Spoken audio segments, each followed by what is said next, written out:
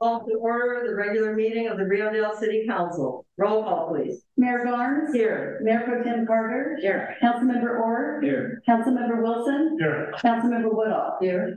Please stand for the pledge of allegiance. I pledge allegiance to the flag of the United States of America and to the republic for which it stands, one nation, under God, indivisible, with liberty and justice for all. Ceremonial matters.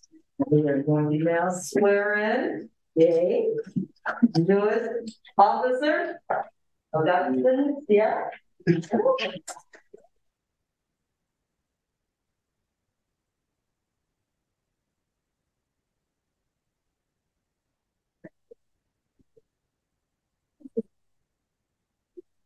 Please raise your hand. I state your name. I, Augustine Sierra, Do solemnly swear do solemnly swear that I will support and defend that I will support and the defend Constitution of the United States the Constitution of the United States and the Constitution of the State of California and the Constitution of the State of California against all enemies, foreign and domestic, against all enemies, foreign and domestic, that I will bear faith, true faith, and allegiance that I will bear true faith and to the allegiance Constitution of the United States to the Constitution of the United States and the Constitution of the State of California, and the Constitution of the State of California, and the adopted ordinances and resolutions of the City of Rio Dell. and the adopted ordinances and resolutions of the City of Rio Dell, That I take this obligation freely, that I take this obligation freely without any mental reservation or purpose of evasion, without any mental reservation or purpose of evasion, and that I will well and faithfully discharge and I will well and faithfully discharge the duties which I am about to enter. the duties upon which I am about to enter.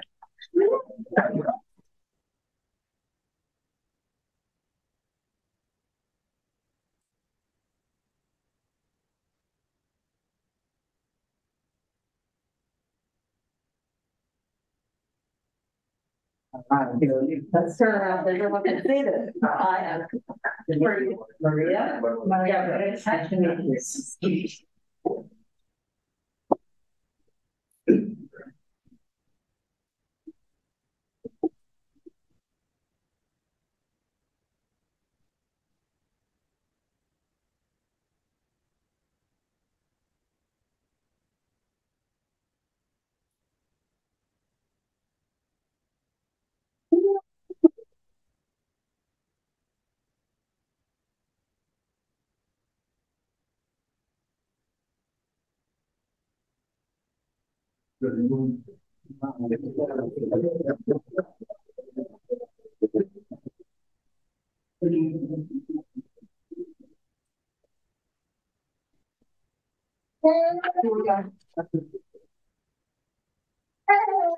Now we have more police department stuff.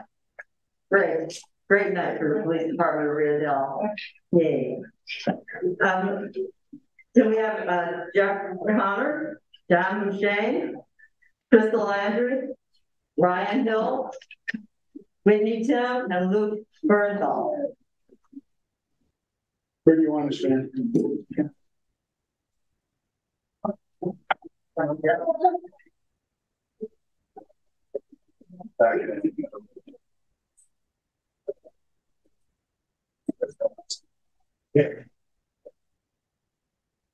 Proclamation of the City of Rio Dell acknowledging and thanking Jeffrey Connor, John Bouchane, Crystal Landry, Ryan Hill, Whitney Tim, and Luke Bernthal. Like I'm missing a person. For the investigation and prosecution of 2 separate cases of sexual abuse of a minor.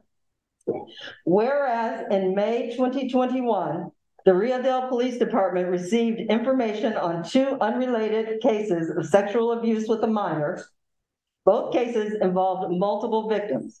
The Rio Dell Police Department conducted numerous interviews, collected evidence, and quickly arrested suspects in each of the cases. And whereas these investigations continued over the next year, in which former Chief of Police Jeffrey Connor, Sergeant John Bouchane, Corporal Crystal Landry, and Humboldt County District Attorney's investigator, Ryan Hill, acted with exemplary professionalism, extreme urgency, and great skill to identify additional victims, conduct numerous interviews, and collect additional evidence. And whereas your relentless pursuit of truth, meticulous attention to detail, and collaboration have been remarkable. Your ability to remain composed under pressure and to collaborate effectively with each other has undoubtedly contributed to the successful resolution of these investigations.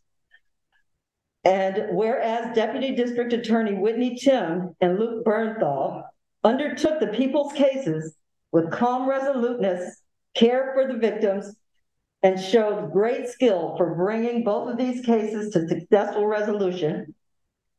And whereas your professionalism and dedication to serving and protecting the community are a shining example to your peers and an inspiration to us all.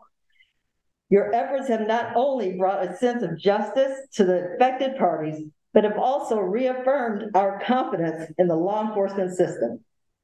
And whereas the pursuit of justice in this case involved witnesses stepping forward, the assistance of allied agencies, and a jury of members of the community, all under the leadership and guidance of those important individuals, Jeffrey Connor, John Bouchane, Crystal Landry, Ryan Hill, Whitney Tim, and Luke Bernthal.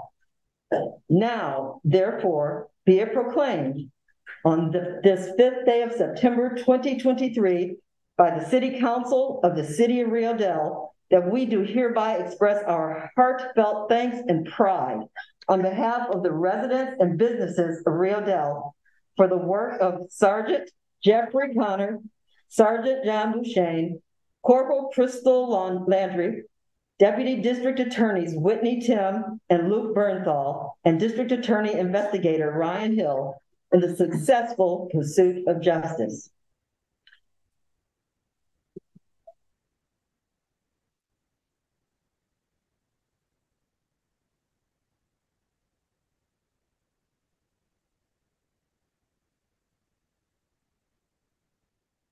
Thank you.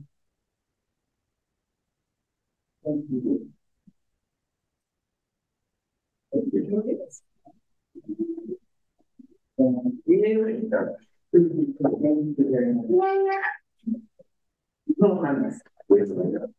Sandy got a problem, so she wanted to be here. Thank you.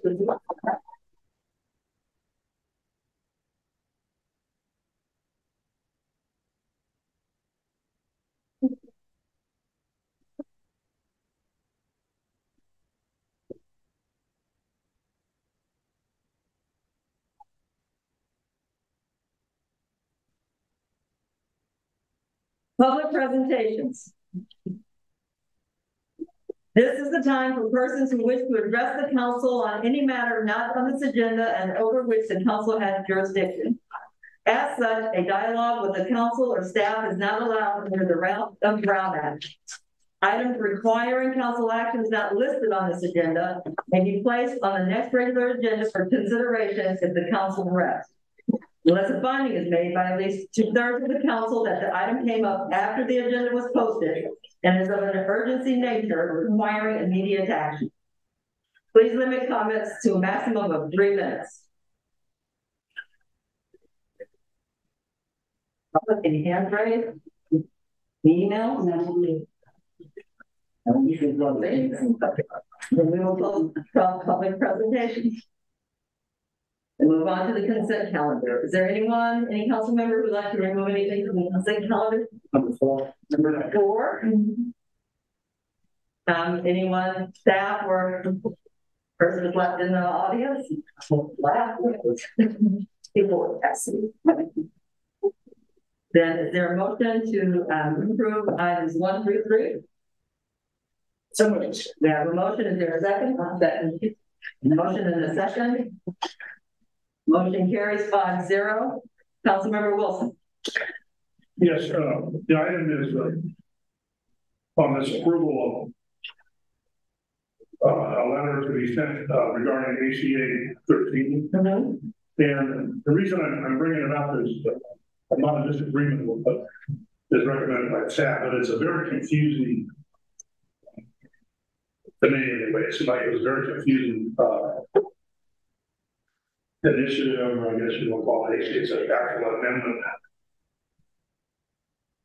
Well, ACA 13 is an amendment to the California Constitution, but it stair steps through, if the city manager will probably have to help me, it stair steps through another initiative that is on the ballot, this old, whatever it is, old 21, something, old 42.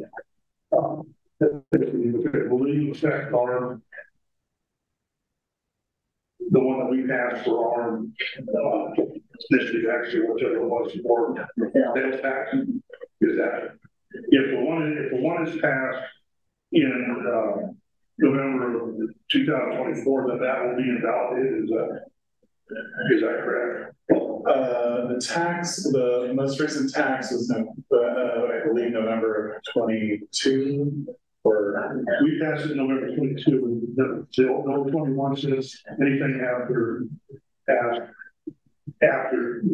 January 22. yeah, so our latest sales tax measure, the 0.75%, with my understanding is unless there's judicial intervention would be rescinded.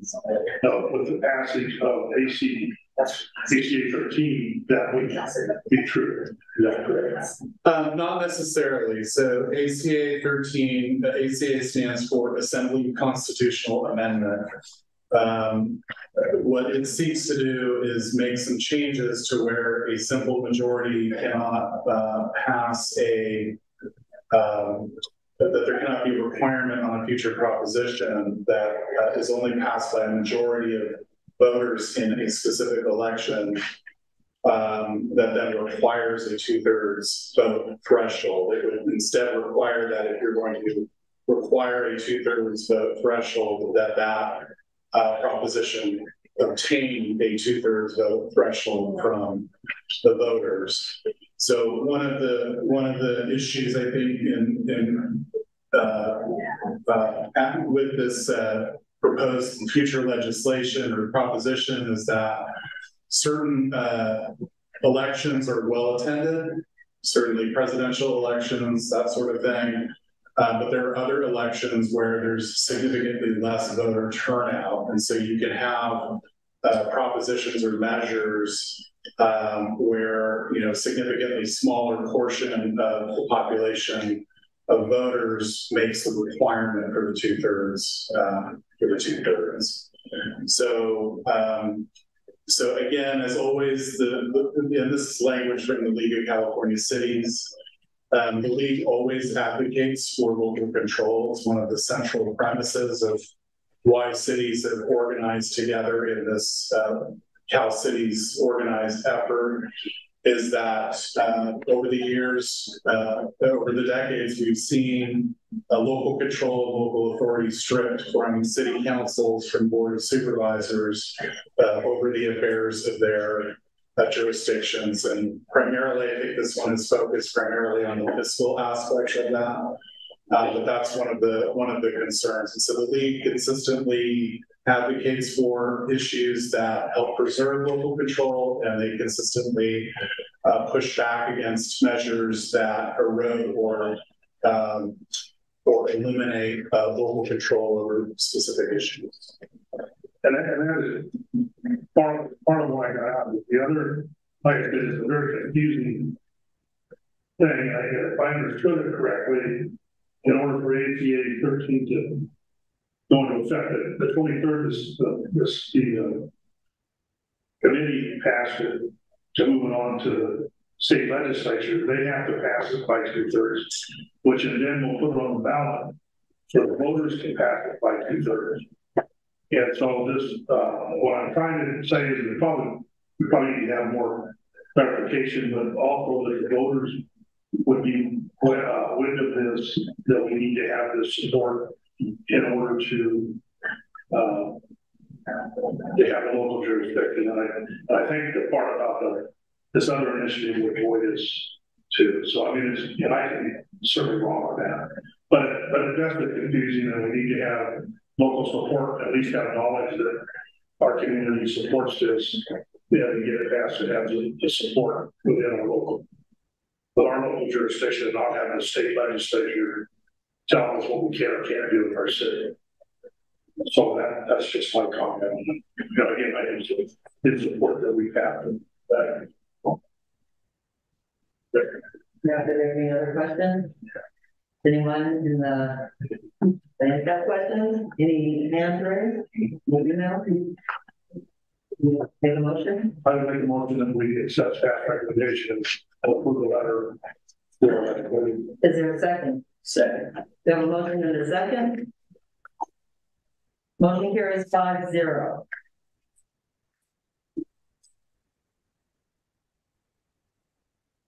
Staff communication sitting on page 21 in our packets.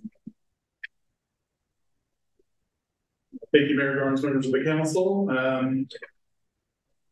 The staff has attended a meeting with the water board staff to discuss some of our brownfields in Rio Dell. Most notably, there's one remaining brownfield on Wildwood Avenue corridor that we know about, which is 255 Wildwood, the old BP gas station. So we've been looking. This has been a project and an issue that has periodically sort of been brought up, and we're looking at some different avenues to see what role the city can play in terms of getting that specific site remediated and turned into a more productive use. Certainly staff is hoping that we would have something to bring back to the council in the near future in terms of options that the city might employ in regards to that. Also, last week's North Coast Journal, certainly want to encourage the council, members of the public to go ahead and read that. It had an article regarding a recovery from the December and New Year's earthquakes.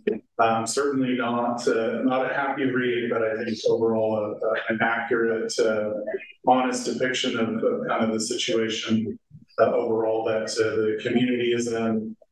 And certainly the victims of the earthquake. And I want to encourage folks to read that.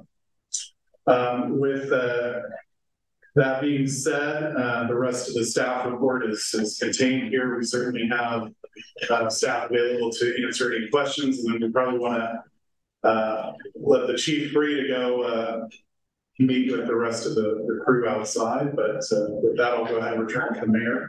Okay, thank you. Mayor Pro Tem, Ms. Barker, thank you. Anyone have a question for the police chief? I do not. No. Okay. Thank you. I was just, thank you. Thank you. I did read the North Coast Journal article, and yeah, it is long. They all are, but it's a little depressing. But I just want to thank you, Kyle, for being such a good spokesperson for the city and for this issue in particular. You were quoted very well, and it as a representative of us, you know, getting quoted in the paper, I'm happy it's you. So thank you for that. But no other questions beyond that. Anything I had answered already. Thank you. Thank you. Councilmember Orr? No questions. Okay, Councilmember Woodall? I'm just amazed at looking at the staff reports. People Yeah. are very busy. And I appreciate all the work you do because, I mean, I'm just overwhelmed with it. You guys have done. Thank you. Councilmember Wilson? I'm good. All right. Reiterate out on the wall, but the staff does an excellent job. Absolutely. And are there any hand raised, any questions? Well, thank you, staff, and we are lucky to have you, and we're lucky to have our police force. Yay for that. And we will move now to special presentation. SB 1383 related to short-lived climate pollution and organic waste, page 28 in our packets. City manager.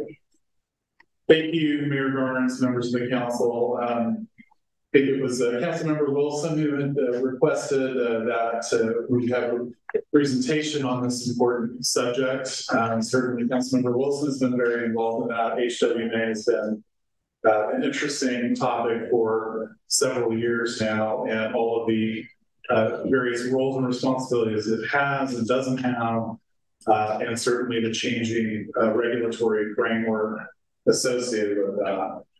So Rose is going to pull up the PowerPoint for Mr. Eric Keller Heckman's presentation. Eric is the executive director for HWMA. He's been that for just 3 months or so, something like that.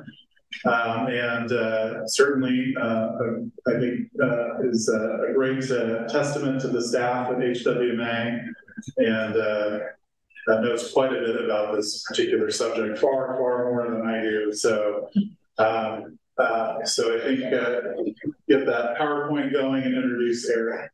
Thank you. Eric, thank you for being here. We appreciate your time. Absolutely. Thank you so much for having me as well. Did you have? Say next slide. You just have to read it. Right. So, like City Manager said, my name is Eric Keller Heckman. I'm the Executive Director for Humboldt Waste Management Authority. I have been in that role for 3 months, but I have worked for the authority for over 15 years in a myriad of different capacities. So tonight I want to touch on a brief presentation, but I also want to get to a point where you guys can ask me questions, because I feel like that's where a lot of the fruitful discussion has, and you can ask specific questions about the city of Rio Dell that pertains just to your jurisdiction. So we're going to talk about 1383 and obviously where we're at in the path to compliance.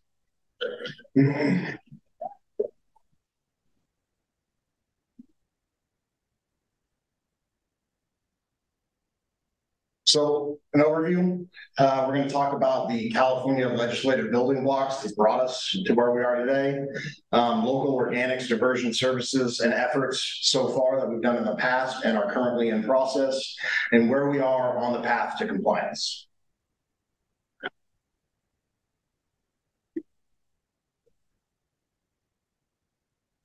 So the first legislative building block is AB 939. This is the grandfather of waste management bills. It is the Integrated Waste Management Act, and it was a guide to local agencies for the implementation of source reduction, recycling, composting, any manner of diversion activities. These set the first thresholds for 25% diversion from landfills in 1995 and 50% diversion landfills in 2020. The next is AB 341, mandatory commercial recycling. This was intended to help meet a new threshold of 75% diversion in 2020. This required businesses and units with 5 or more residential units attached to provide for recycling services. AB 1826 is mandatory organics recycling. As part of California's recycling and green waste emissions goals, businesses in multifamily units that generate a specified amount of organic waste were required to be provided services for that waste. This set a new goal to achieve 50% reduction of statewide disposal of organic waste by 2020 and a 75% reduction by 2025. Additionally, not less than 20% of current disposed edible food must be recovered for human consumption by 2025 as well.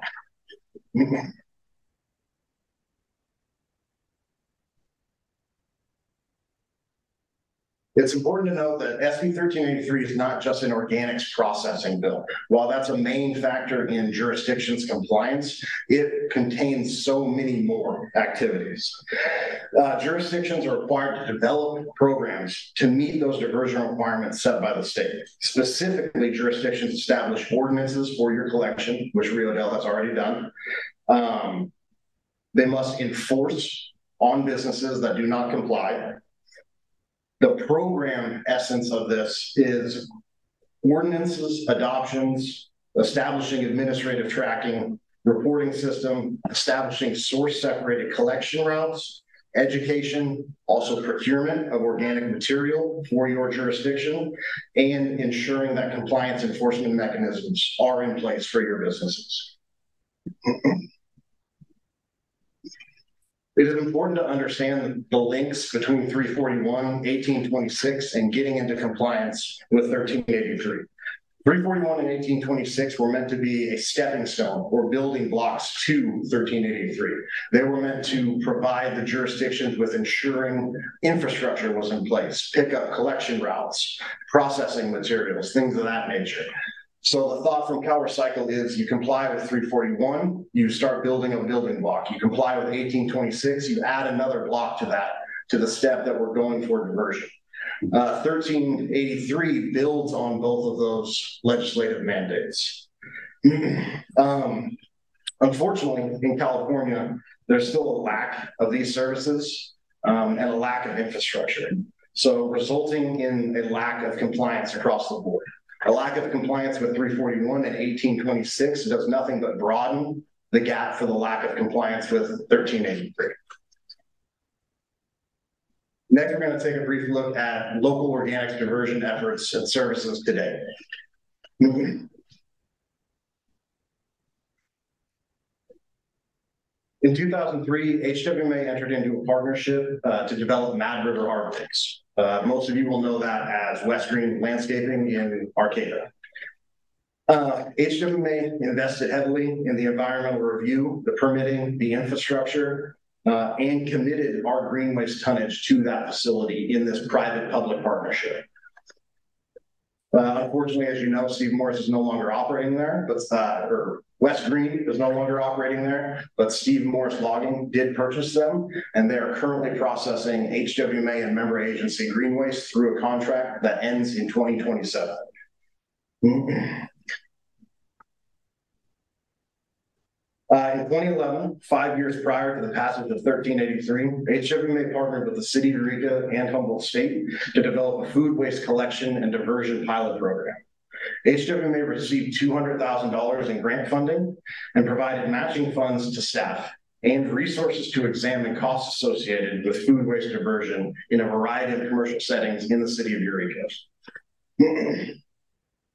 This entailed considerable planning, training, and working with over 50 restaurants in the greater Eureka area. Alongside the 18th-month pilot project, HWMA undertook efforts to develop an anaerobic digestion facility. Working with the City of Eureka and member staff from all of our member agencies, HWMA conducted a site study for property located on Hillficker Lane across from the Eureka wastewater treatment plant. The RFP for an anaerobic digester was circulated and 6 responsive proposals were ranked in 2013.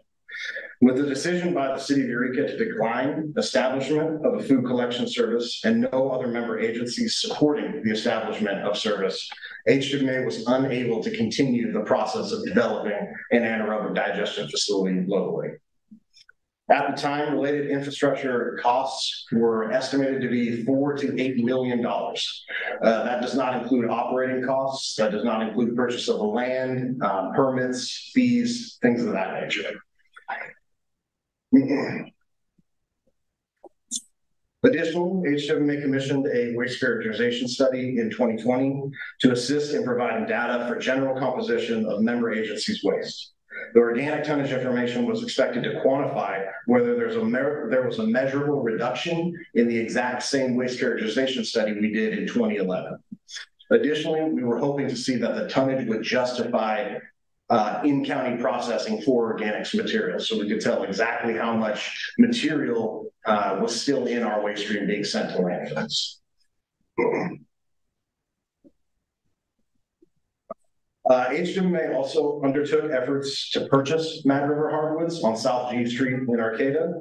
Negotiations were initiated in 2016, but staff was directed by our board to withdraw in December of 2016. HWMA also looked and evaluated potential sites at the Cummings Road landfill.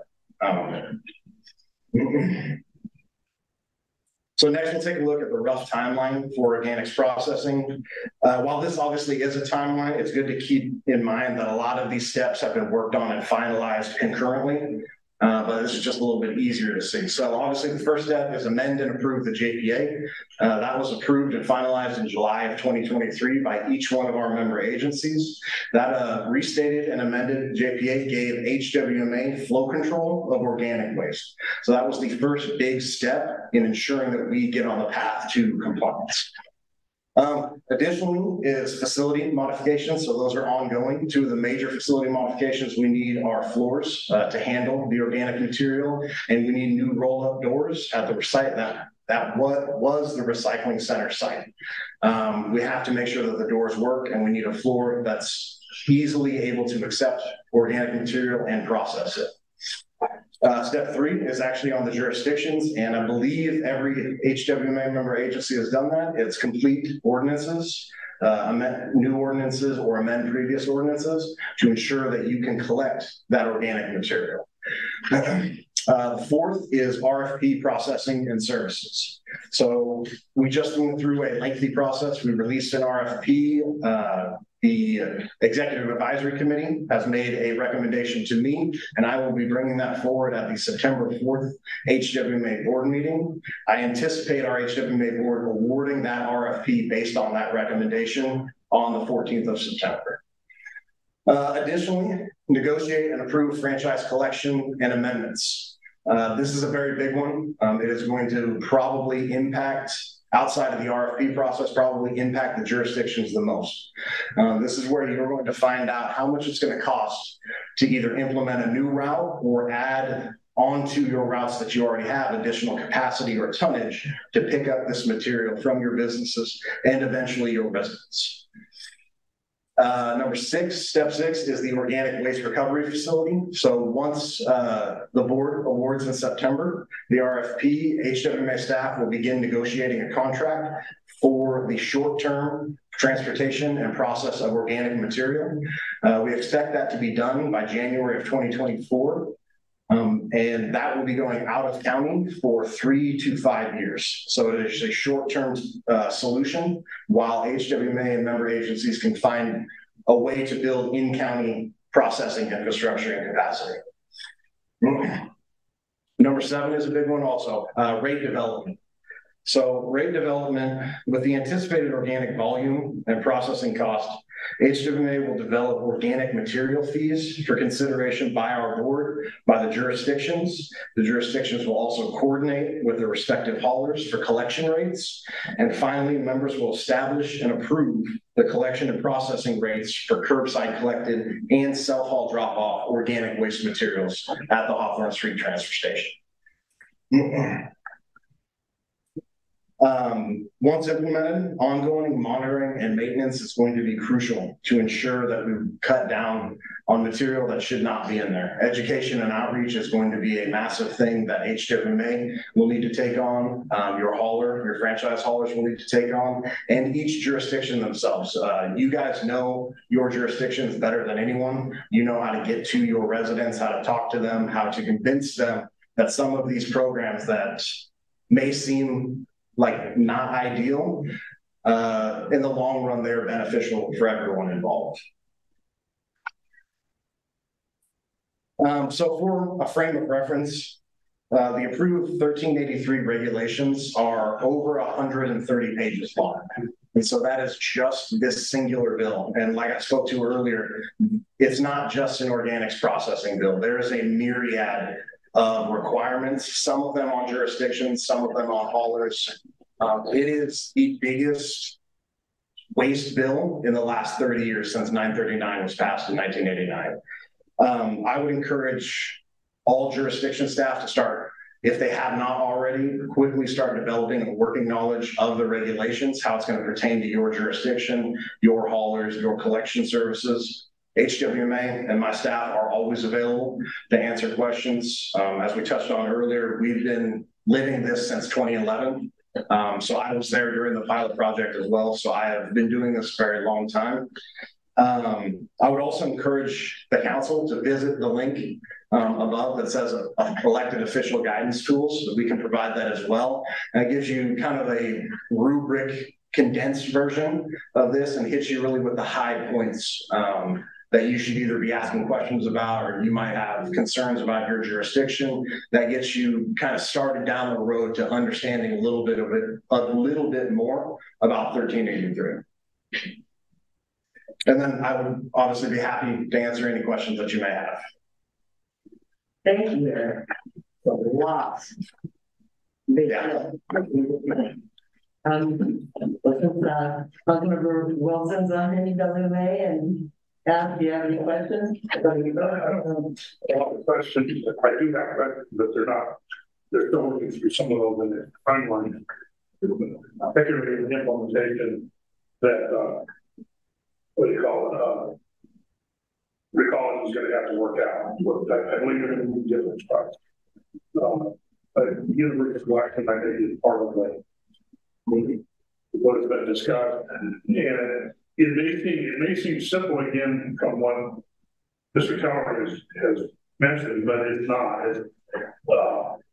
The state, we had a thing in the last meeting from they call the Little Uber Institute, which is a think tank kind of thing that exists in California that tells you, they give their opinions, and they did give a very favorable opinion on what California has done on 1383. They should have got it to probably 2 years. So, and it points out some big shortfalls, mainly California's ability to really implement this. They have California has come and you're going to do this, so we're going to have substantial fines for you, and we're going to enforce it. And yet they really don't give you the guidance to make this thing. How you get that waste, your potato fields and the mashed potatoes you eat tonight, and separated from your other garbage that goes to the landfill is a big step. Yeah, that has to get separated and then transported out of the county, where you said 3 to 5 years to be turned into compost and eventually try to compost it within Humboldt County. So the more that we can get involved in this, I think we need to do it. And I know city manager has worked a lot with the advisory committee and with HWMA to, I think we're usually about the first one to get our stuff done as far as getting back to so we're moving along, but it's still a long ways to go, and it's not going to go away. It's just going to get more complicated. Yeah, so I appreciate you coming down and doing this. No, absolutely.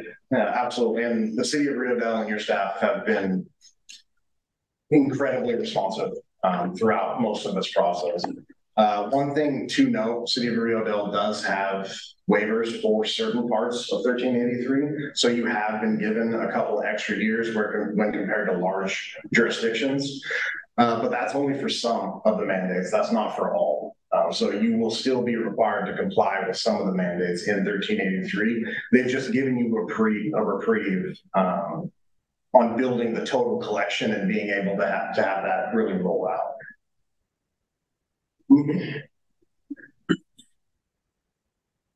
I have a question. My question was, how are we going to do this? That's answering. That's just what's bouncing around in my brain. I'd be more than happy to answer that if you like. Really, how are we going to do this? Perfect. So as of right now, we're going to award the RFP on September 14th. There's two options really. We got two proposals that kind of go two different ways, but the gist is commercials, commercial entities, restaurants, large businesses, things of that nature, they will be picked up, and that is what we call source separated material. So the only thing that we're going to be picking up right there is food waste. So generally, commercial businesses don't have green waste. They don't have a lot of tree clippings, anything like that that is a commercial entity, almost always self-hauls, either to the authority to Blue Lake, or not Blue Lake, McKinleyville or Eel River.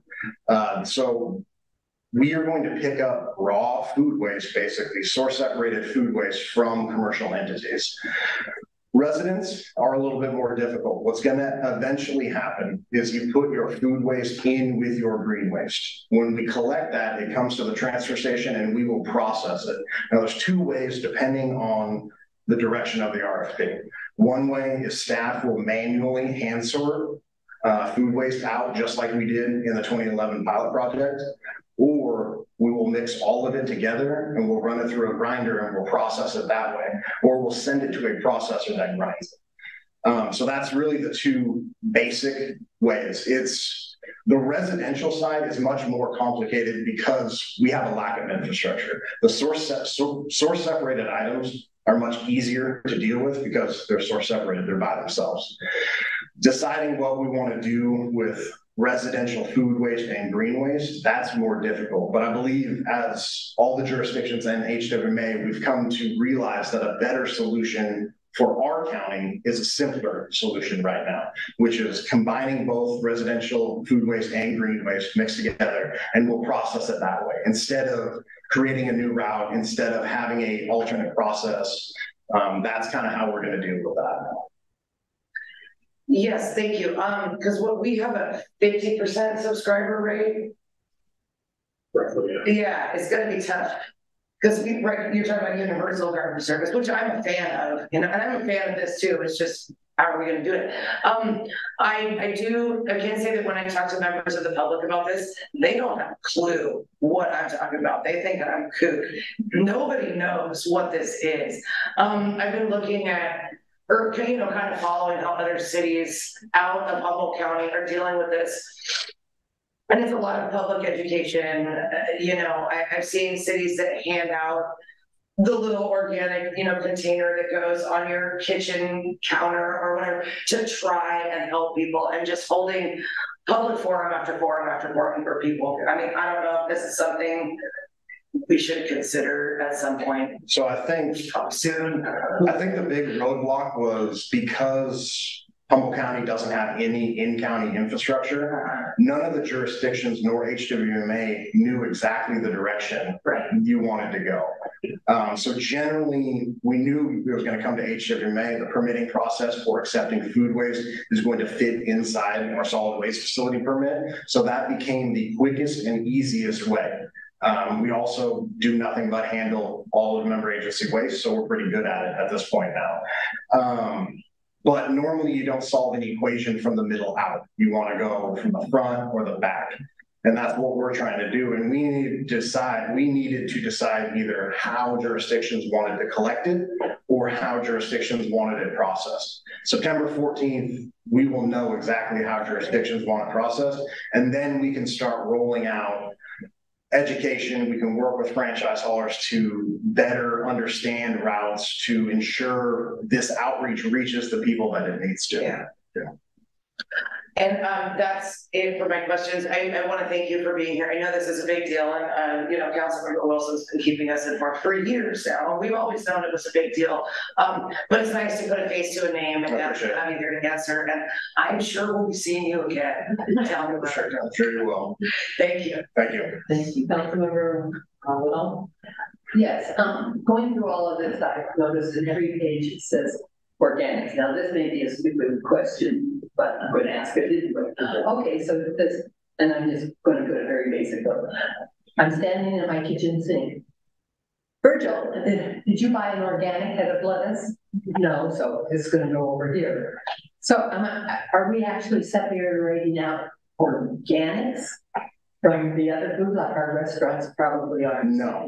So we're not talking, when the bill or any waste industry talks about organics, we're not talking about an organic certification. Oh, yeah. I'm not going to bore you with the definition of organics because it's about 2.5 paragraphs in and of itself in the 1383 regs. But the gist of it is anything that would go in your green waste, and generally anything that you would put down your garbage disposal outside of bones, meats, fats, stuff like that. So bones, meats, and fats are still going to remain trash, but your fruit, your vegetables, your lettuce, all that type of stuff, leftover food, pasta, anything that has food waste in it, some types of food soil paper, some food cardboard, depending, all of that is what is considered organics. So it's not organic certified, it's organics as a name of a type of waste stream. Oh, okay, that makes sense. I just didn't. So it'll really be time intensive if you're separating this by hand, right? That is correct. And do you feel like you can do an adequate job of it? Well, you must, else you wouldn't be saying that you're going to go to that. We did it in 2011. It's not the best way to go as far as if I could write a blank checkbook and give me 10 years back to restart. It's not the best way, but I believe, and the jurisdiction believe that right now is the best way forward for our county and compliance for the jurisdictions. Yeah. I know some of the other things we try to recycle aren't getting recycled like they should be. I mean, it's not us, but everywhere. So could that happen with this? Absolutely. So the current residual rate for the curbside collected recycling material, HWMA also manages that contract on behalf of the member agencies. Last year it was right around 27% residual. I think, funny enough, organics is actually easier. So the industry standard 5 to 7 years ago was 9%, 8%. Our jurisdiction is at 27%. So we're not doing a very good job of keeping material out of the recycling stream, but it's a little bit more difficult. You can have what's called goodwill recycling with recycling. So you take a peanut butter jar. If it has peanut butter in it and you haven't washed it out, it's got a little bit, and it goes on the sort line and it goes right across a large thing of office paper, and it gets crushed. Not only was the peanut butter jar with peanut butter in it contaminant, but now that one single contaminant has contaminated all of that paper. That's not a scenario really that happens in the food waste industry. There's generally food waste, and then there's a little bit of plastics and plastic bags, forks, knives. Those are kind of the main thing, but it's much easier for someone to say, is this organic or is this not? Like, is this green waste or food waste?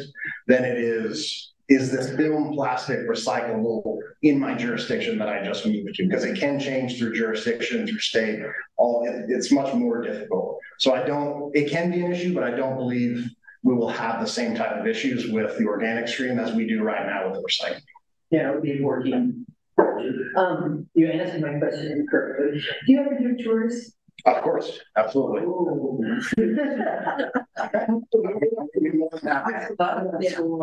Just call and. Absolutely. Okay. Well, I don't know. I don't think you all can attend. No. That'd be a Brown Act violation, but I'll work with city manager and we'd be more than happy to facilitate something like that. Okay. Well, like I can bring my friends. You can bring them up.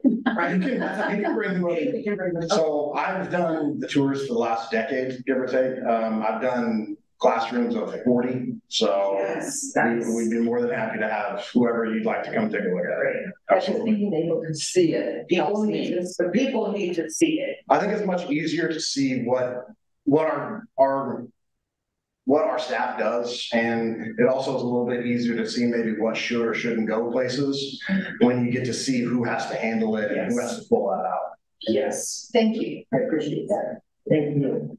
Councilmember Orr? I just had a quick one. When we're talking organic waste, are we talking now the source consumables, the disposable utensils, cups, all the land source stuff? Because you said some food cardboards and everything, or is that still? So it is dependent on the processing facility. So it'll be dependent on the successful RFP proposer, but generally those facilities are going away from allowing compostable utensils, compostable things like that, because they make it impossible to identify non-compostable utensils.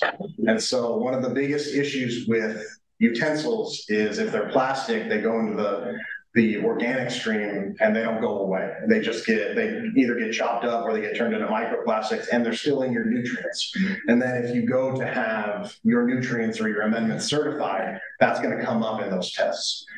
So a lot of those places have gone away from compostable knives, forks. They say you can use them at home, you can compost at home because you know what you're composting, but it makes it incredibly difficult to decipher between compostable forks and not. So we are moving away from that good nature attempt in the industry. Yeah. So another education. Thank you. Yeah, and education and outreach, if there was, outside of the lack of infrastructure and the costs that your residents and all residents are going to see, which are not going to be small in the grand scheme, education and outreach is probably the most important thing I can leave you with tonight. Our county as a whole is very difficult to educate and outreach, whether that's through our rural nature, whether that's through each individual likes their own news source or go somewhere for their own news source, whether that be print, digital. It is incredibly difficult to advertise at all, much less incredibly complex things. So yeah, that is going to be very, very important. As a teacher, I can tell you, get the kids on board, a good parent. That is true. So it's gonna be like 3 to 5 years before the county has an anaerobic digester, or are we going to? So we have not determined what we're going to do for long-term processing. We wanted to help the jurisdictions come into compliance as soon as possible. That meant going out of county for processing for 3 to 5 years. That 3 to 5 years hopefully will give someone interested enough time to build infrastructure in county. It has not been determined exactly what process we're going to go with, although it will be unlikely once we build the infrastructure and the process and the education outreach necessary for this first 3 to 5 years that we would drastically change that. So we want to streamline it and keep that the same. But no, we have not determined exactly what we're going to do in county. And is there any hope or wild dream that the state at some point will provide funds or grants for enforcement or for any of the requirements, the unfunded requirements that small towns, big towns, I mean, it's going to be tough for every single jurisdiction in the state to follow every single step along this process. Is there any, up in the clouds, anything the state is going to do, or? So as Councilmember Wilson mentioned in the Little Hoover Commission's report, that was a big item that they had. I believe in 2016, when the bill was passed, infrastructure costs were looking at, they predicted 46 million across the state.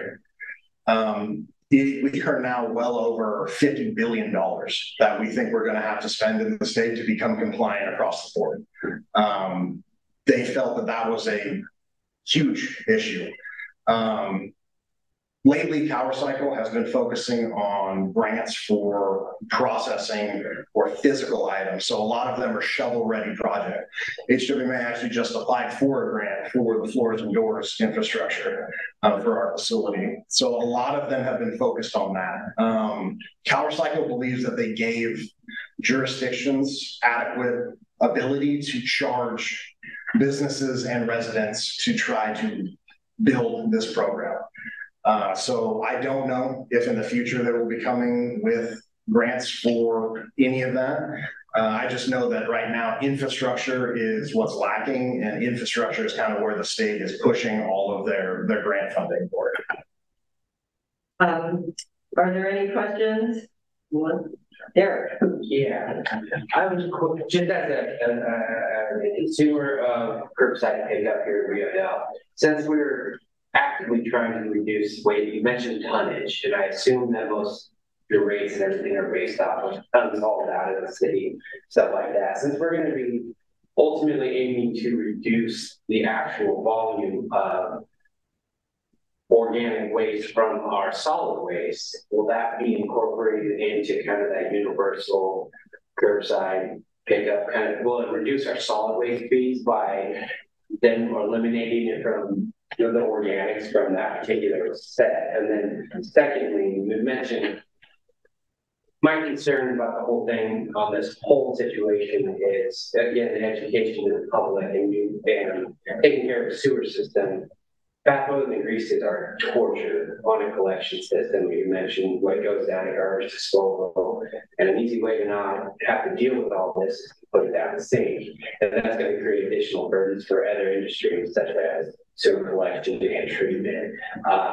And I understand you mentioned the anaerobic digestion, which I kind of assumed that's where this was heading in the beginning, due to the Fortuna and Eureka's anaerobic digesters, which would be, turn it into methane cogeneration. So I guess my question, first one was, is reduction of solid waste in our actual curbside pickup going to kind of help subsidize, or is it just going to be a whole cost? And then secondly, what do we do with fast moving greases as far as organic waste requirements? So I'll touch on that one first. Fast moving greases should be just trash. So they should have always been trash. You're 100% right. They shouldn't be going anywhere else. They should be going down your garbage disposal. They should be going as trash. They will not be part of the organic stream. So they will stay as solid waste until either new technology or we have new processes in place. Because they are, like you said, they are a terror on pretty much everything that they touch, unfortunately. They're very difficult to handle. The first question is a little tougher for me to touch on because I'm not involved with the franchise process for Rio Dell, so I don't know exactly what those type of costs look like. Additionally, the amount of cost and infrastructure that's going to be required because of the short timeline, for quite a while, it's probably just going to be an additional cost. Yeah, eventually there may be a scale tip that we've gotten so good and our process is so great and our in-county infrastructure is now paid off for itself, depending on who owns that, whether it's private, public, things like that. You may see a reduction. That's the goal. That's where we're driving to, is incentivize. Because the biggest thing is, there's always going to be people that want to do the right thing or think they should do what everybody says they should do in the process. Incentivizing people works incredibly well as well. So if you save money on trash, because trash is more expensive, if you save it, pulling it out and putting it in organics, that's kind of what we're going for. That's what we do for the most part with recycling. That's what we're trying to do with this organics. But because of the complete lack of infrastructure in county, you're probably not going to see that for a while, unfortunately. And then follow up. You mentioned several times, just confirm on the 14th of this month, there will be a decision made as to whether it's composting or how the county is going to move forward with the process. So I will be bringing the Executive Advisory Committee's recommendation for short-term transportation and process on the 14th. I have every inclination that our board will award that, but I cannot guarantee that. But that is most likely when that will happen. Yeah. Thank you. Thank you. Is anyone over on this side? Rich, got anything over on that side? Any questions? No? Yeah, absolutely. So you kind of already touched on it. I mean, those I'm not resident of Rio Dell anyway, so just acting as a resident and a ratepayer. So you kind of already touched on it, but Rio Dell's kind of a core community. So going to universal collection, so this would be an added cost on top, at least at first, you suggested it, if I understand correctly. Is there any suggestion at all of possible additional help for low income that you at least have heard of? So I cannot speak to your jurisdiction on if it's going to be an increase, a net neutral or anything. I can say for HWMA right now, at our tipping fees and our fees that we're going to be passing on, it's going to be additive. It's not going to be a tipping scale. Whether Rio Dell is a jurisdiction, how that impacts them, that's not something that I can speak to directly. Thank you. Yeah. Thank you. Any hand raised? No. Eric, thank you. You answered so many questions, and we appreciate your as clear as it can be anyway. Well, absolutely. Anytime you'd like me to come back, anyone that you'd like me to speak to, anybody who would like to come and visit HWMA, I'd be more than happy to facilitate that. And we appreciate you. Thank you very much. You guys have a good night. You too.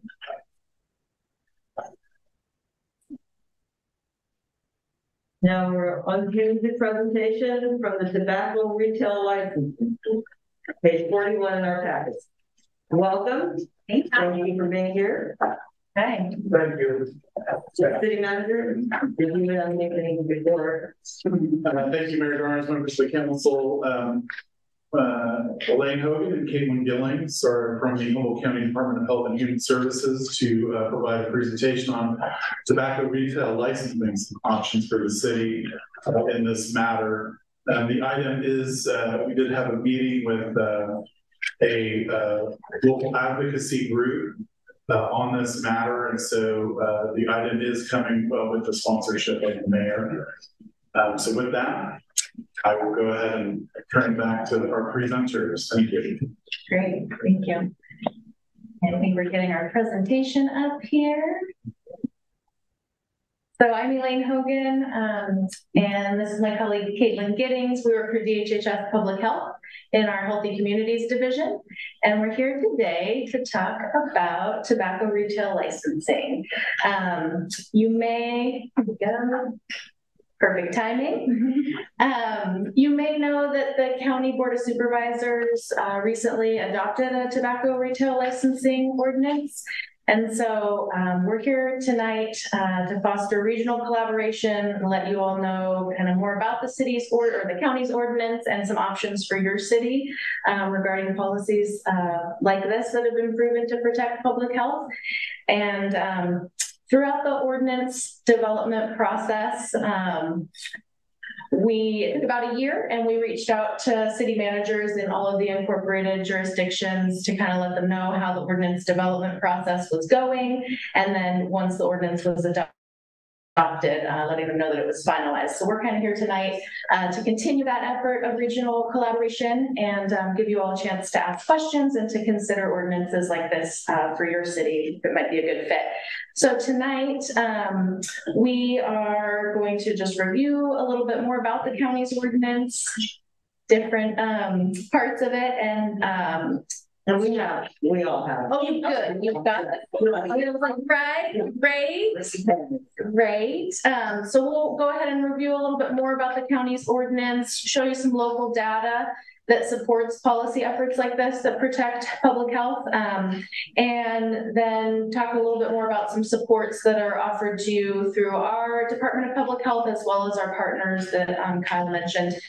Should you choose to move forward in exploring a policy option like this for your city. So yes, second slide, great job. And now we're just on the second slide.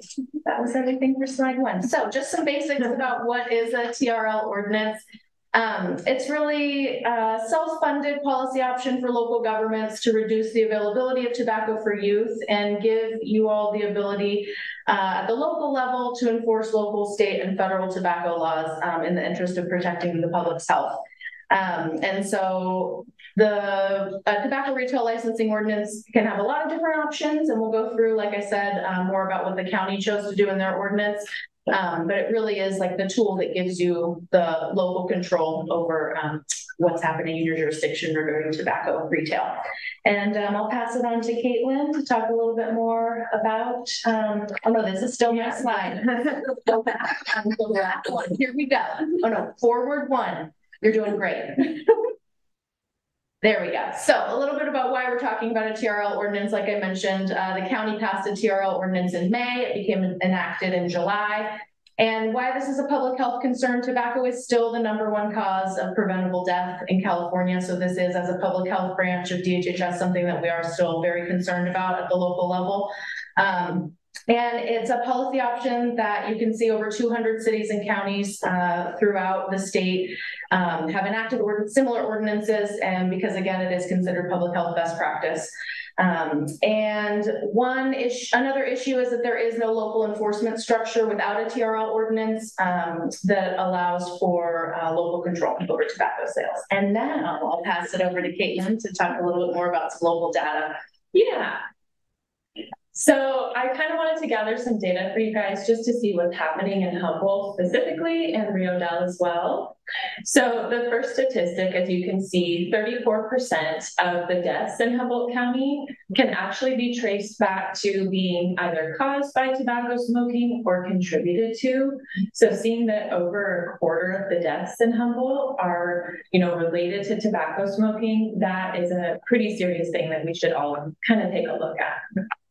The second two statistics are actually from a survey that happens statewide in all the schools. Students are asked a variety of questions, like about all kinds of things about their lives, including about tobacco use. So in the first statistic, the 17%, the last time the survey was done, which was the 21-22 school year, 17% of the Rio Dell 7th graders actually reported that they had ever used a vape product already. So for me, when I think 17%, I'm like, okay, that's kind of close to 20%. So that's like 1 in 5 of the 7th graders, which is just like shocking to me. They're so little. And if 17% of the 7th graders are using it, what are we looking at for younger grades? The third statistic, the 48%, so that one is talking about 8th graders who were reporting that it is fairly or very easy to obtain vaping products. So you're looking at half of your 8th graders think it's pretty easy to obtain vape products, cigarettes, whatever it might be. So since we know that youth use is a problem locally, and we can see that they're probably accessing it from the retail environment as well, we're going to actually talk about that retail environment on the next slide. So it is illegal to sell a tobacco product to anybody under the age of 21. That went up in 2019, so right before the pandemic. And in 2022, some of our community partners went into stores with youth decoys, and they had them try to attempt to purchase tobacco products successfully. So as you can see, like, for example, in unincorporated areas, over 60% of the stores were surveyed, and that actually resulted in a 54% sales rate. So that means that a youth was able to purchase a tobacco product in a little over half of those stores successfully. You can see similar rates for Ferndale and Arcata, and even in Fortuna, where it's 27%, that's still a little over a quarter of the stores that a youth was able to go in and successfully purchase a tobacco product. So the county's actually chosen to address this issue by passing a TRL, or Tobacco Retail Licensing Ordinance. They've been shown to reduce youth access to tobacco products and then also the youth use rates. So I want to go ahead and look at some of the provisions in a minute, and then just keep in mind that if Rio Dell did decide to adopt the county's ordinance in full, it would allow the city the option to contract with Public Health's Division of Environmental Health to assist with the permitting, licensing, and enforcement of that ordinance. Okay, so we've got 2 slides of the ordinance. So these are the main provisions. Basically, a tobacco retailer would want to get a license every year, be valid for that 1 year. No flavored tobacco products will be sold because that's what's most youth friendly and what like 97% of the youth are using. If you're a pharmacy or like a mobile vendor or a licensed cannabis business, you wouldn't be able to have a tobacco license in addition to those. And then if you see the picture on there, you can see that there's a Zyn ad and then I think, American Spirit ad, really close proximity to candy and snacks. The ordinance that the county adopted actually prohibits tobacco products from being advertised or sold within 5 feet of those things that are really youth-friendly. So another part, or some more of the provisions of the ordinance are actually that you would prohibit tobacco coupons, discounts, or samples. So those are all things that, again, make it pretty accessible for youth. Cigarette stores or tobacco retailers are giving out discounts or samples. It makes it that much more accessible. There would be no new licenses issued if the business is located within 500 feet of a place like a library or a school. Again, those are youth serving facilities. And then you wouldn't have new licenses issued within 500 feet of an existing tobacco retailer. That's to kind of keep it lower density in the town, ideally just lessening that exposure to our youth. And then the last part, the main provision of our ordinance is that it has limited transferability, so you can still transfer it, but it's just to like a parent, child, spouse, or domestic partner. So again, just keeping in mind, if Rio Dell did decide to adopt the county's ordinance in full, it would allow the city the option to contract with Public Health's Division of Environmental Health to assist with that licensing, permitting, and enforcement part. And then I'll pass it back to Elaine so she can talk more about the services from the Division of Environmental Health. Thank you. So as Caitlin mentioned, if Rio Dell were to pursue an ordinance and end up adopting one that was the same as the county's ordinance, that would allow our Public Health Division of Environmental Health to contract with your city to handle things like the licensing, the permitting inspections, the enforcement, and any appeals that you get from retailers. And so this is a similar model for other county services, maybe planning and building. You know, when the smaller jurisdictions don't have their own planning and building departments, you're able to contract with the county. And so a very similar process through an MOU where you would be able to work that out with our Division of Environmental Health. And so that is one of the supports that's available if you were to choose to move forward with an ordinance like the counties.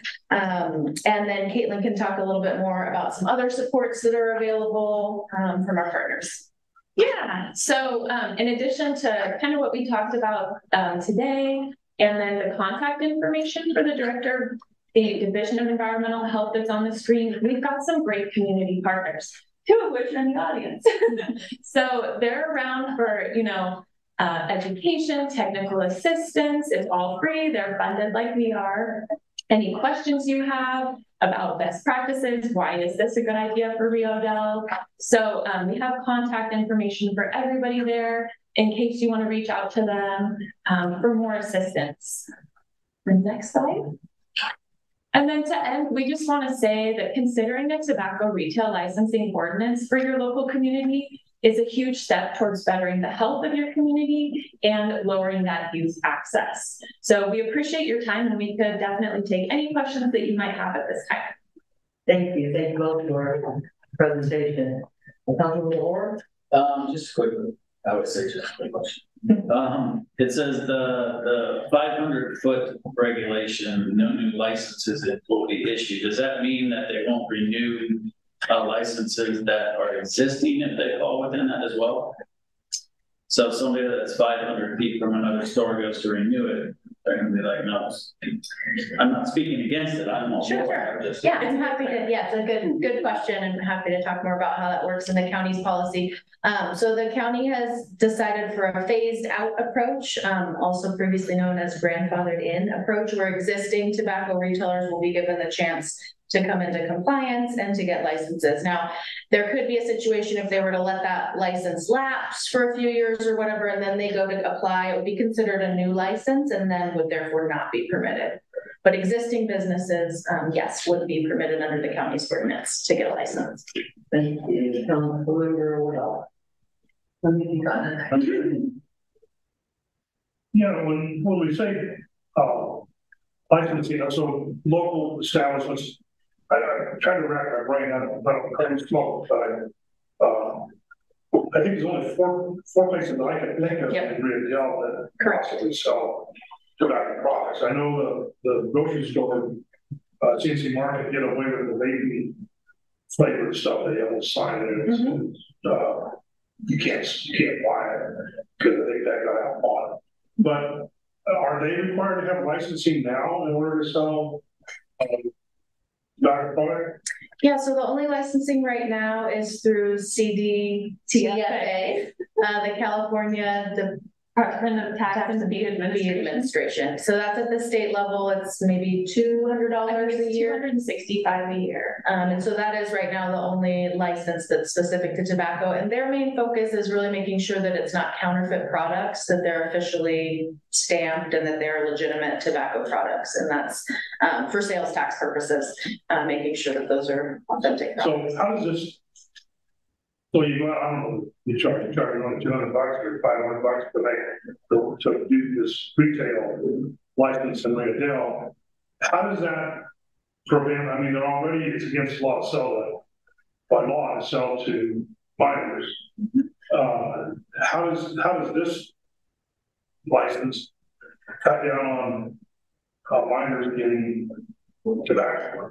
Yeah, it's a good question. So right now, like we mentioned, the only license is through the state. And like Caitlin also briefly touched on, you may remember that the state of California voters enacted a flavors ban in the last election cycle. The issue right now is that there is no enforcement of that. And so local jurisdictions have taken it on themselves to collect the fees and be able to have that communication with their retailers and that education to know what products are being sold in their communities, and to help retailers come into compliance at the local level.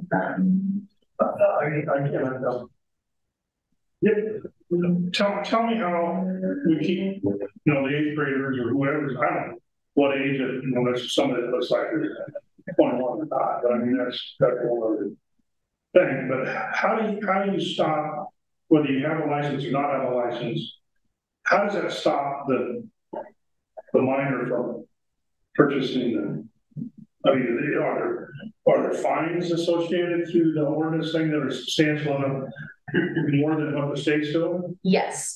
So part of what the funding helps provide are, Caitlin mentioned, like some of the data came from youth decoy purchase surveys. Yeah.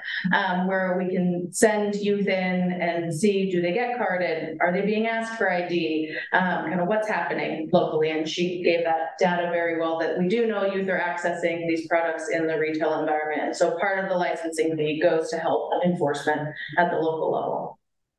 So you have an option to go do like they do like with alcohol. Sure, the shoulder tap method, right. And then fines when we say substantial fine, what kind of fines are we talking? So the fee and fine structure from the county hasn't been passed by the Board of Supervisors quite yet. So we're still looking at all those numbers, and that should be coming to the board later in September, I believe. But yeah, there are fees associated with the license and then fines, and it's a progressive enforcement policy that's outlined really well in the ordinance, where there are violations. The retailer has similar to how the food permitting inspections for restaurants work, right? They see a violation, the retailer's notified about it, given steps to take to remedy it, and then if they aren't coming into compliance, then there's just a progressive path that's taken with further fines, and they could lose their license, it sort of escalates from there. Thank you. I think they asked all my questions already. Just thank you, ladies, for being here. This is important, and you gave a lovely presentation. Thanks. Great, thank you. So in the enforcement, you said that you can give them fines and everything. But are you good at that? Do you follow through with that? I mean, how far do you, well, you probably don't know this yet, how far do you have to go before you pull their license? Because if we don't have something that makes it really hard for those people not to sell the things, it's not, it's not gonna work. They'll still be doing it. And I don't know. I think they need to be more effort needs to be put on the people that are actually doing it to make them, that are selling, because it's already illegal to do. So correct. That's what I'm wondering.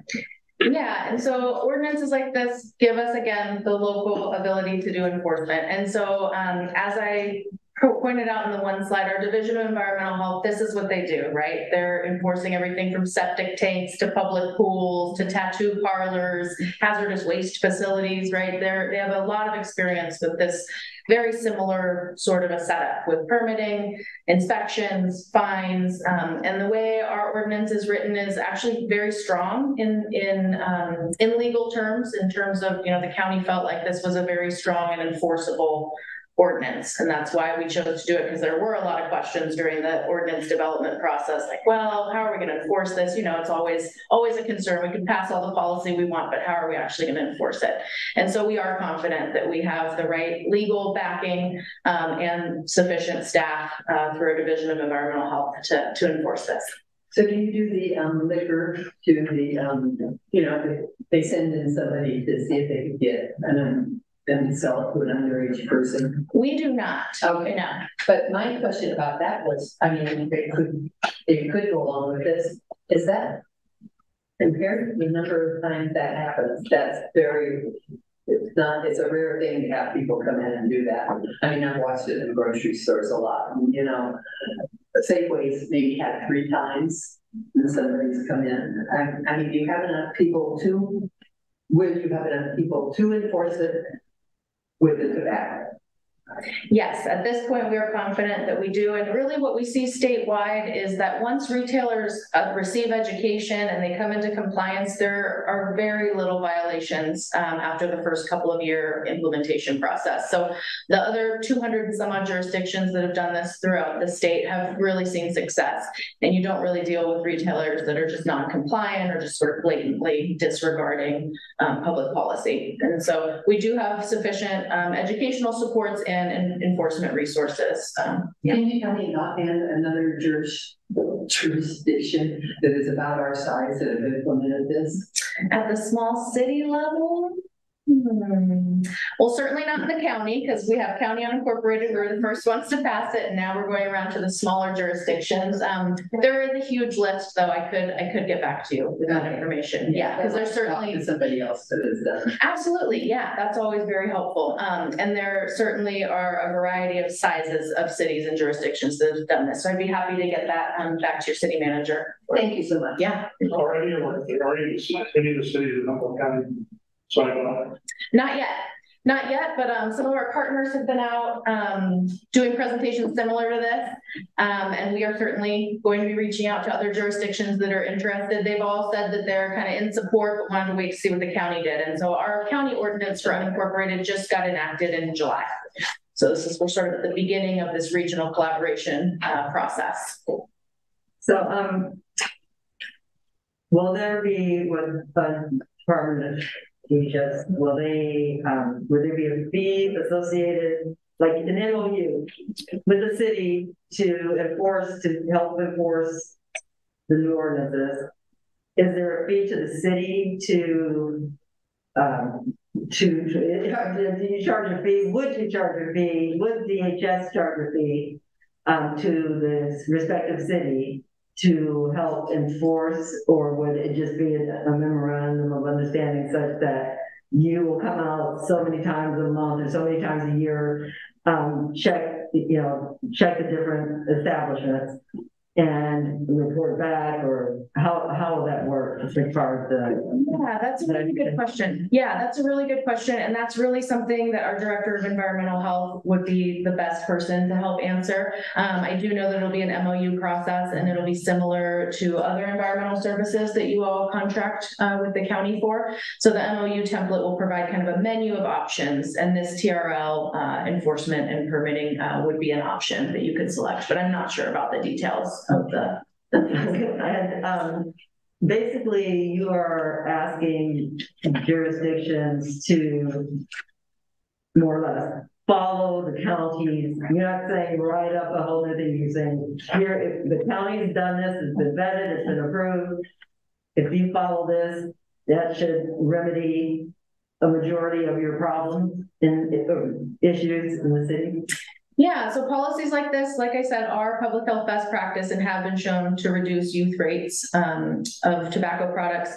And, you know, we're a small county, we're isolated and rural, and so we really would like regional coordination on these policies, and really would like all the jurisdictions to have a uniform policy. It just also helps the consumers, helps the retailers to not feel like there's an unfair advantage, helps the consumers understand why none of these products are available anywhere. It's not that you can still go to that one spot in one little city, that kind of thing. And so really looking at the public health of our county as a whole, and trying to get support from all the jurisdictions.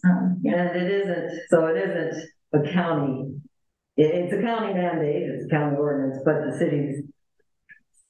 Correct, you're your own, right, no, yeah, you are your own jurisdiction, yes, your own entity. We're just sharing what the county did, and again, we would, like like cities to hop on board, but again, that's up to your jurisdiction to see if it's a good fit for you. And I invite you all to, we didn't put a copy of the ordinance in your packets, but it is on our website. If you search for tobacco retail licensing Humboldt, our public health page has a link to the county code and has it, I think, as a PDF. So you can just see the ordinance and really get into the details of it. And like we said, we're happy to answer any questions. Our Director of Environmental Health is happy to answer any questions more about the MOU and licensing and permitting process. And then like Caitlin mentioned, and that's on your slide deck, we do have some local nonprofits and partners that are happy to help with more questions as well. Thank you very much. Are there any hands raised? Any emails? Anyone? You already. Rich, got anything? Any questions? Got any questions? No. Okay. Then I just want to thank you both and thank you as well for being here.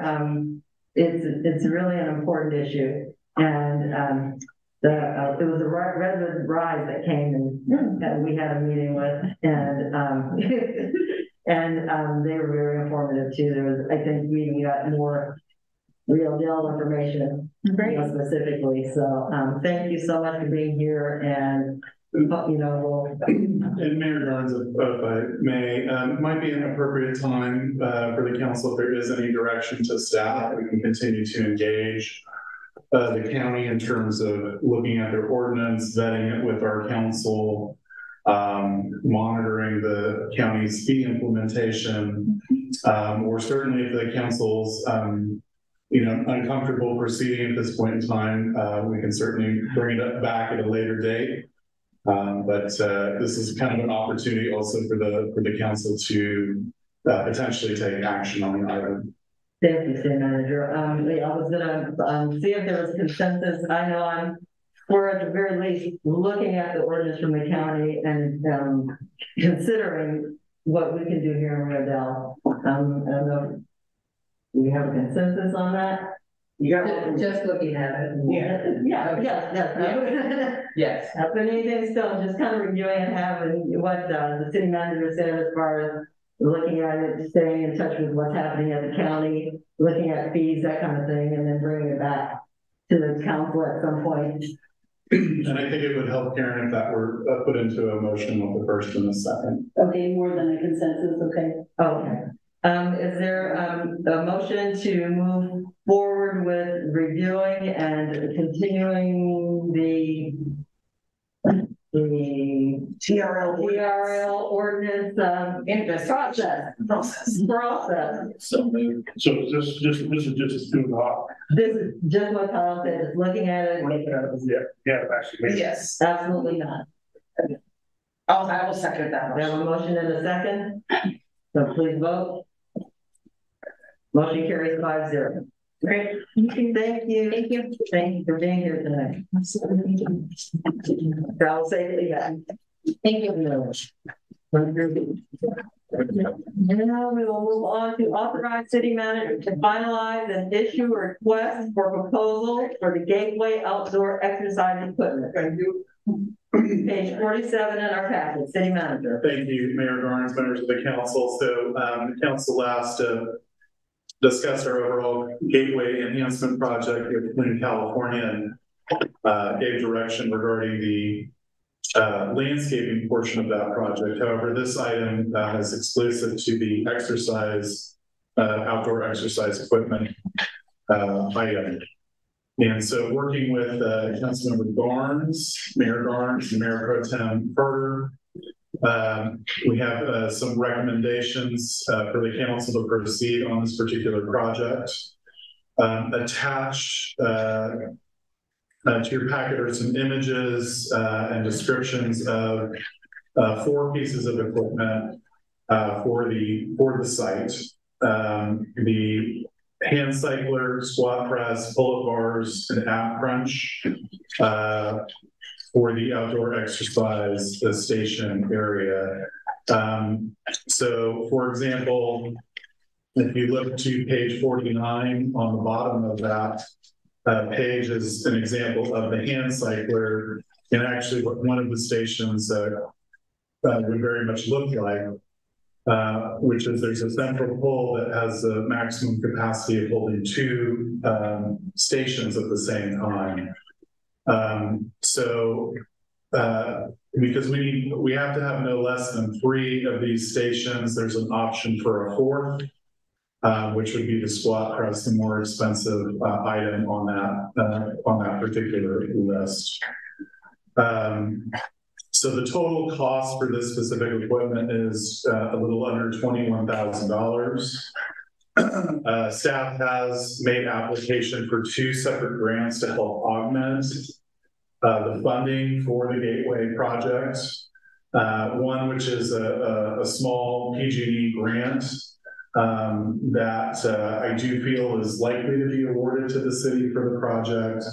And then the other is a application through the Coast Central Credit Union, which we'll find out towards the end of October whether that application is successful. But again, we can scale down the project by the more expensive piece of equipment if that becomes necessary as we get our goods back in. The other component to the project obviously is going to have to be your access to the site, and then your fall area, which right now it's currently being designed, the final design. So I don't have a biddable bid sheet for the specific construction on that, but we are anticipating that any day, so we can issue that RFP and get the work, get the process rolling on that particular project. But you'll see, and the image is a little bit difficult to see, but on page 51, the image that you're looking at, to your right would be Davis Street. Across the street would be the Dollar General. And then that's on the corner of Wildwood Avenue. So there would be some new sidewalk that would have to be constructed, ADA accessible, and then the full area would have to be contained with a border, and then engineered mulch would be used for the ADA fall services. So that's the final piece of the project. I wanted to just bring it to the council just to see if we can expedite the process and kind of move forward with the RFP portion of the project, and see if there's any questions or comments, or if the council would like us to revise or return at a later date with any other additional information. Thank you, City Manager. Mayor Pro Tem. I don't have questions. I think it's a great idea. I would like to move this along. I think for the health of our community and for the fun. This stuff's fun. I think we're gonna see people playing on that stuff all the time. Right. I'm just moving a little. Yeah. Do you mind if I have a few questions on it? I mean, it's not just okay. I mean, is it bad?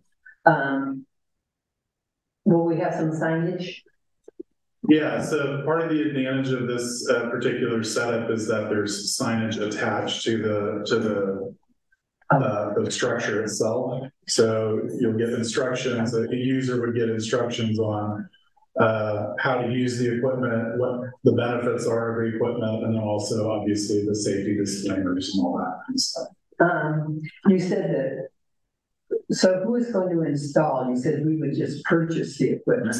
Who's going to install it? Yeah, so we'll have to get either a separate contractor or potentially have staff do the installation. But this would be part of the overall bid package to do, but it's mostly cement work and some excavation to create the appropriate depths for the fall area. How long is the equipment warranted? Or do they warrant the equipment? I don't have that information. Okay. Will there be hours? What concerned me once I got thinking about it, and that was, this just came out in my mind, that both of those areas down there are right by bedroom windows. would have been wonderful had we thought of it before, and it's too late now. I realize I put it in the triangle park at the far end where you could set it back because then it's just a distance behind it. But like I said, that's too late.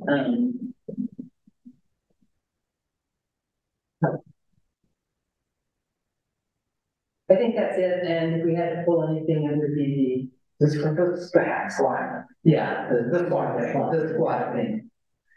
And that's a good question, I think, on the owl thing. Yeah, we know that, so that would be something we, I think, should address at some point. Councilor Orr? Like others have expressed, I'd really like to get this moving, so I'm all for it. I have no question. Councilor Wilson? Yeah, my only question, like, I know you described it like the stuff that's small, like can that work? Is it just down here by the park with the signs on it? Yeah, so it's directly across the street. Trying to move it as close to the Davis Street sidewalk as possible, so it isn't directly in front of the neighbor's house there, but it's a little bit more inboard of the Davis Street. But it's basically out here in front of it. But no, I think it's a great idea. I don't know how you can enforce the hours and that's cheap, but as long as people aren't rowdy or somebody, they're going to complain. It's good. Are there any hands raised, any email? Any questions? Yeah, okay. Nice. Awesome. Nice. I want to thank the city for recognizing who you recognize tonight. Oh. At the beginning. Okay. Thank you. All right. You know, the officers, I guess, and all that, because I think they really need to be recognized. Yes. You know. All right. Thanks, Rich. Okay, that's a biggie. Okay, thank you, Rich. There we go. All right. Okay. Then is there a motion to authorize the city manager to finalize and issue the RFP to the exercise station? I will happily make that motion. With all four of the Exit start. okay, okay. So moved. Is there a second? Second. We have a motion and a second. Motion carries 5-0.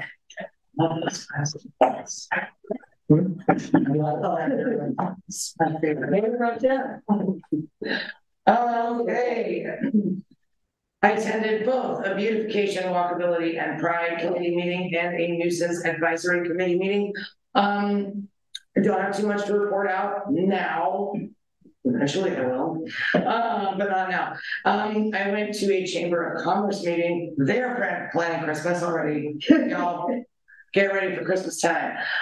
So yeah, we are in the works for that. So I will keep y'all updated on tree lightings and fire truck parades and Santa Claus. And it seems way too early to be talking about that, but we gotta talk about it. Went to a REDEC meeting where I don't really have anything to report out here from that either.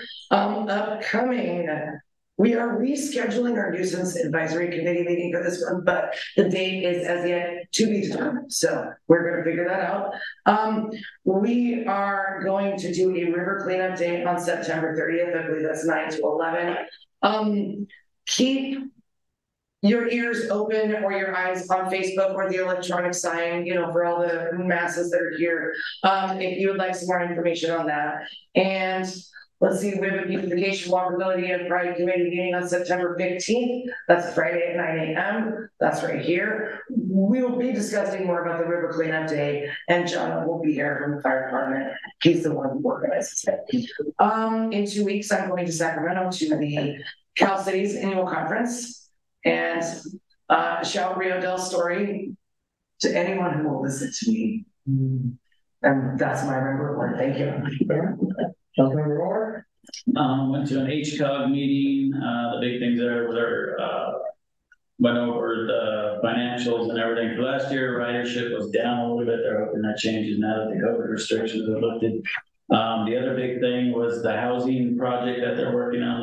They're rehabilitating old hotels, and multi-unit facilities, putting kitchenettes in there and, providing them to homeless and, on a priority basis. So it looked like a really good project. The videos they have available online, are really good. They look really promising.